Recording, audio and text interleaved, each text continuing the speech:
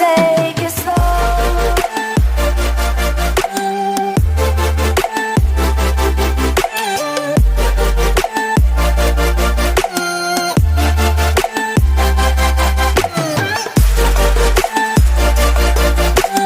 Hello दोस्तों, स्वागत है आपका मेरे इस चैनल में। मैं आपका दोस्त निशांत और मेरे साथ है मेरी दोस्त जिसका नाम मुझे नहीं पता। तुम ही लोग कुछ नाम दे देना इससे। हाँ, तो हम फिर से यहाँ हैं एक और नई कहानी के साथ जिसका नाम है journey of two tribe Garuda and Naga, मतलब कि दो कबीले की कहानी। ये कहानी सच में बहुत मजेदार है, इसलिए ध्यान से सुनना और कैरेक्टर का नाम याद रखना क्योंकि इसमें कई सारे कैरेक्टर हैं। तो आइए इस कहानी की शुरुआत करते हैं। बहुत समय पहले भारत के दक्षिणी भाग में दो कबीले रहते थे, गरुड़ और नाग। दोनों कबीलों में लगभग 100 लोग थे। गरुड़ कबीले के राजा का नाम चकमा था और नाग कबीले के राजा का नाम दिमासा था। चकमा और दिमासा दोनों बहुत अच्छे दोस्त थे। दोनों विवाहित थे और दोनों के पास एक एक बच्चा भी था। चकमा का एक बेटा था जिसका नाम नील था और दिमासा की एक बेटी थी जिसका नाम कावेरी था। नील और कावेरी की उम्र लगभग बराबर थी। वे दोनों लगभग 3 साल और कुछ महीने के थे। नील और कावेरी हमेशा एक दूसरे के साथ खेलते थे। इन दोनों के साथ कबीले के और भी कई बच्चे खेलते थे, जिनमें से गंगा और कृष्णा गरुड़ कबीले से थे और झेलम और यमुना नाग कबीले से थे। ये सभी बच्चे साथ में खेला करते थे। ऐसे ही कुछ महीने बीत गए। एक दिन चकमा और दिमासा दोनों कुछ सैनिकों के साथ शिकार पर गए थे। चकमा का सेनापति विक्रम था और दिमासा का सेनापति वैताल था। दिमासा ने वैताल को कबीले में ही रहने को कहा था ताकि वह दोनों कबीलों की देखभाल कर सके। विक्रम केवल दोनों राजाओं के साथ गया था। विक्रम को चकमा और दिमासा से हमेशा से दुश्मनी थी। वह हमेशा राजाओं को मारने के इरादे में रहता था। विक्रम के पिता चकमा और दिमासा के अच्छे दोस्त थे और वे दयालु भी थे। तीनों ने मिलकर ही दोनों कबीलों के पुराने वाले राजा को हराकर कबीले को अपना बनाया था। लेकिन विक्रम के पिता ने खुद को राजा नहीं बनाया, बल्कि बाकी दोनों को राजा बना दिया था। उनके कुछ महीने बाद ही एक जंगली जानवर ने उन्हें मार दिया। तब से विक्रम चकमा का सेनापति बनता घूमता है।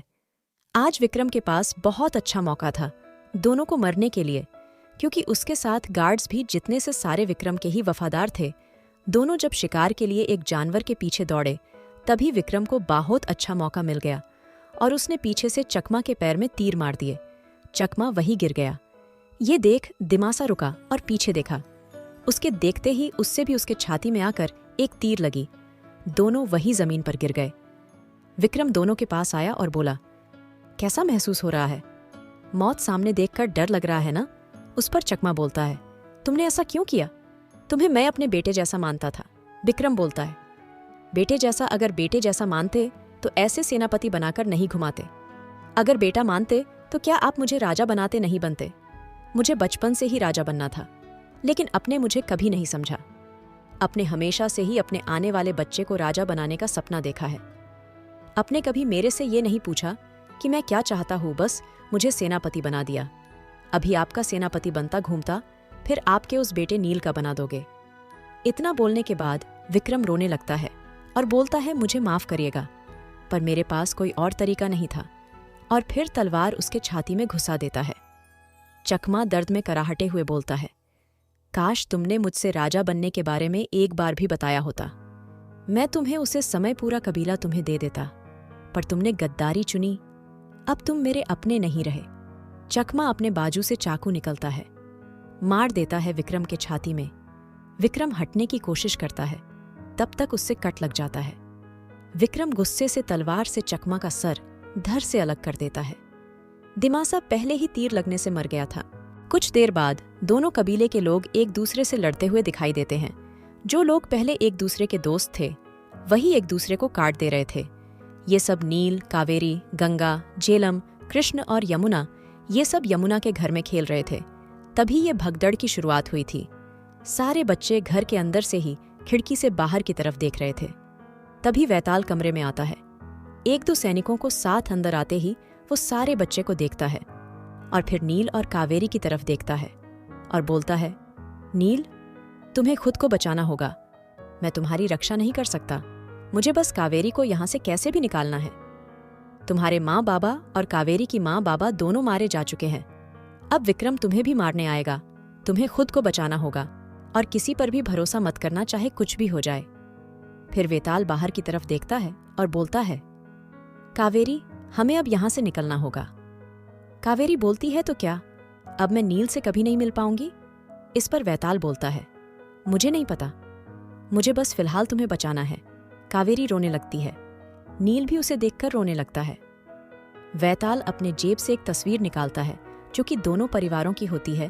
तभी एक महिला और पुरुष कमरे में आते हैं। वो लोग गंगा, यमुना, झेलम और कृष्णा के माँ बाबा थे। वो सब कमरे में आते ही वेताल को देखते हैं और बोलते हैं, ये सब क्या हो रहा है? वेताल बोलता है, ये सब विक्रम का किया धरा है। उसने दोनों कबीले के राजा को मार दिया है और लोगों को ये बोलकर भड़का दिया है कि हमारे कबीले के राजा दिमासा ने राजा चकमा को मार दिया, इसलिए उसने राजा दिमासा को मारकर बदला ले लिया है। लेकिन मैं जानता हूं दोनों बहुत अच्छे दोस्त थे।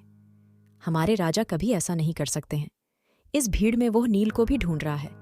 मुझे पता है वो नील और कावेरी दोनों को मारना चाहता है, इसलिए मैं सिर्फ कावेरी को ले जाऊंगा ताकि कावेरी की तरफ उसका ध्यान न जाए। मेरा काम सिर्फ कावेरी को बचाना है, नील का नहीं। अगर मैं दोनों को ले गया तो दोनों मारे जाएंगे। यही दोनों हमारे भविष्य है। कबीले को फिर से एक साथ करने के लिए दोनों में से एक को जिंदा रहना होगा, इसलिए मैं कावेरी को पूरी कोशिश करूंगा बचाने की। फिर वो नील को तस्वीर देता है जो दोनों राजाओं की एकजुटता को दर्शाता था। इसके बाद कावेरी नील को एक पत्थर जो उसके कबीले को दर्शाता था उसके 2 टुकड़े करने को बोलती है। वेताल को फिर एक टुकड़ा खुद रखती है और दूसरा टुकड़ा नील को देती है और कहती है कि हम फिर मिलेंगे। वेताल कावेरी को उठाता है और वहां से निकल जाता है और जाते जाते बोलता है, मैं उम्मीद करूंगा कि हम फिर मिलेंगे। गंगा, यमुना, कृष्णा और झेलम के जो पिता है वो भी बोलते हैं कि अगर बात ऐसी है तो हमें अपने बच्चे को बचाने के लिए नील को यही छोड़ना पड़ेगा। इस पर उसकी पत्नी बोलती है कि हम एक बच्चे को किस्मत के हवाले नहीं छोड़ सकते, हमें इसे अपने साथ ले जाना होगा, नहीं तो वो हैवान इससे भी मार देगा। इस पर गंगा के बाबा बोलते हैं, हमें अभी सिर्फ अपने बच्चों के बारे में सोचना चाहिए। इसके बाद वो अपनी पत्नी का हाथ पकड़ते हैं और 2 बच्चे को उठाते हैं। बाकी 2 को उनकी पत्नी उठाती है और निकल जाते हैं। उनकी पत्नी जाते जाते नील को देखते रहती है और फिर निकल जाती है। अब नील पूरे कमरे में अकेला था।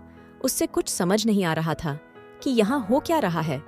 उसके एक हाथ में कावेरी का दिया हुआ पत्थर था और दूसरे हाथ में वेताल की दी हुई तस्वीर। अब नील थोड़ी देर अंदर कमरे में रहने के बाद बाहर जाता है। उससे कुछ समझ नहीं आ रहा होता है कि क्या करे, इसलिए वो रोते रोते अपने घर जाता है। वहां जाकर देखता है कि घर पूरी तरह से टूट गया है। नील कमरे के अंदर जाता है। वहां पर उसकी माँ अधमरी हालत में होती है। उनके पूरे शरीर पर गहरे घाव थे और उनके पेट में एक तलवार मारी हुई थी। नील अपनी माँ के पास जाकर रोने लगता है। उनकी माँ आंखें खोलती है। नील की आवाज सुनकर जैसे ही वो नील को देखती है वो उसे गले लगा लेती है और फिर थोड़ा उठकर दर्द में तलवार निकालती है। जैसे ही तलवार निकलता है वो जोर से कराहती है। फिर नील का हाथ पकड़कर बाहर की तरफ निकलने लगती है और बोलती है, नील को कि बेटा, तुम्हें यहाँ से निकलना होगा, किसी भी हालत में तुम्हें यहाँ से निकलना होगा। वो तुम्हें ही मारने के लिए इधर उधर ढूंढ रहा है। दोनों उस घर से बाहर आते हैं। घर से बाहर आने के थोड़ी देर बाद एक घोड़े पर सवार आदमी आता है जो पूरा काले कपड़े में ढका हुआ था। वो आकार नील की माँ को प्रणाम करता है और बोलता है कि जैसे ही मुझे पता चला कि आप पर और सरदार पर हमला हुआ है, मैं वैसे ही आश्रम से निकल गया था। मुझे माफ कीजिए, मैं समय पर नहीं आ पाया। चलिए, मैं आपको यहाँ से लेकर चलता हूँ। इतने में ही थोड़ी दूर से एक आवाज आती है, ऐसे कैसे जा रही हो? आप हमसे तो मिली ही नहीं। वो इंसान कोई और नहीं विक्रम था। नील की माँ उस काले कपड़े वाले आदमी के घोड़े पर नील को बिठाती है और बोलती है, तुम्हें बस नील को बचाना है और इससे तैयार करना है, इससे एक ताकतवर योद्धा बनाना। काले कपड़े वाला आदमी बोलता है, पर आपका क्या? नील की माँ बोलती है, मेरे परिवार के साथ तक का सफर यही तक था। इतना कहते ही रानी के छाती में एक तीर लगती है और वो वही गिर जाती है। नील ये देखकर रोने लगता है और माँ चिल्लाता है, पर काले कपड़े वाला आदमी पीछे मुड़कर नहीं देखता। और बस रानी के आदेश का पालन करता है। काले कपड़े वाले आदमी को जाते हुए रानी जमीन पर पड़े हुए देख रही थी। उसकी आंखों में आंसू थे और खून तो था ही, दोनों मिलकर उनके आंखों से बह रहे, जो देखकर ऐसा लग रहा था कि खून के आंसू रो रहे हो। उतने में उन्हें एक और तीर लगता है और वह वही दम तोड़ देती है। इधर वो काले कपड़े वाला आदमी नील के लेकर काफी आगे आ चुका था, पर कुछ सैनिक उसका पीछा नहीं छोड़ रहे थे। वो पीछे से तीर मारे जा रहे थे। वो सब भी घोड़े पर ही थे। निशांत कुमार 10/01/2024 32। ऐसे भागते भागते कई तीर लगते हैं, उस काले कपड़े वाले आदमी को, फिर भी वो रुकता नहीं है। वो एक कपड़े से नील को बांधता है खुद से और घोड़े को और तेजी से भगाता है। फिर एक बड़ी सी लकड़ी की पुल आती है जिसके नीचे से नदी बह रही थी। पुल के दूसरी तरफ पहुंचते ही पुल के रस्सी को काट देता है, जिसकी वजह से पुल नदी के बहाव में बह जाती है। कई सारे तीर लगने की वजह से काले कपड़े वाला आदमी आगे रास्ते में बेहोश हो जाता है। नील बस चुपचाप से उस काले कपड़े वाले आदमी को देखते रहता है।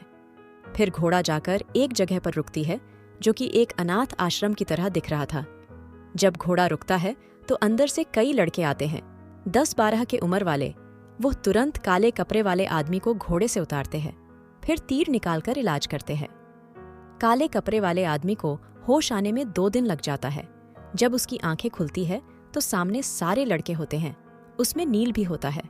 वो नील को देखकर खुश हो जाता है और बोलता है, मैंने रानी की आखिरी काम को पूरा किया। फिर वो उठकर बैठ जाता है। सामने 5 लड़के होते हैं और एक लेडीज होती है जो उनकी पत्नी होती है।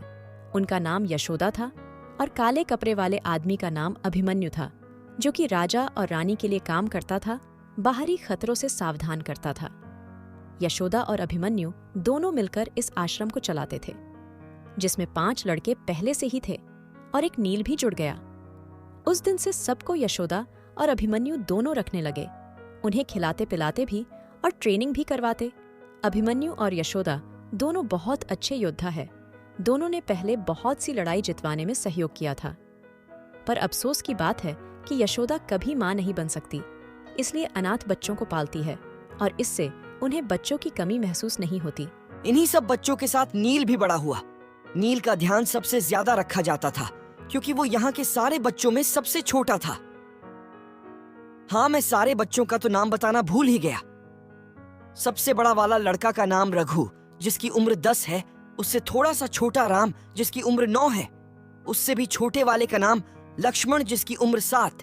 चौथे नंबर वाले का सागर, जिसकी उम्र 6 और 5वें वाले का नाम भरत था, जिसकी उम्र 5 थी। सबसे छोटा तो अपना नील है ही, 4 साल का होने ही वाला होगा। आज के लिए कहानी में इतना ही। मुझे लगता है वीडियो काफी लंबा बनेगा। हाँ, तो बनाना तो पड़ेगा ही। लास्ट वीडियो 7 मिनट का भी नहीं था। इतना कंजूसी करोगे और सोचेंगे कि व्यूज आ जाए। व्यूज के लिए लगातार वीडियो डालनी पड़ती है। पर तुम तो ठहरे, अलसी आदमी, तुमसे वीडियो तो बनता है नहीं। हाँ, तो ठीक है ना, अगली वीडियो में मैं स्टोरी सुना दूंगा, तुम इंट्रो दे देना। पक्का सोच लो, लॉक किया जाए। हाँ, लॉक किया जाए। इस वीडियो का आउट्रो करो अब। हाँ, करता हूँ।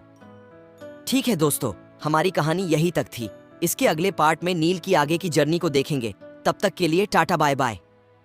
Thank you.